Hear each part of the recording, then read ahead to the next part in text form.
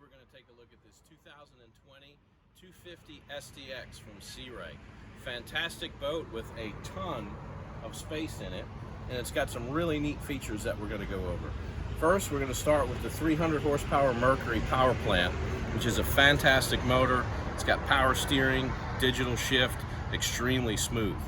As we move forward into the cockpit area, you'll notice that these backrests will adjust. That opens up this entire space up here. And then as you move forward, we've got a head compartment with a pump out head. There's cushions down below that you can actually lay down, take a nap. And this particular boat has the isinglass enclosure too for those colder days or when it rains. If we take a look at the bow area, you've got great seating up front. There's storage for a cooler that comes with the boat. And then we've got a secondary cooler back here underneath this seat. One of the coolest features about this 250 that makes it so different than any other boat is this right here.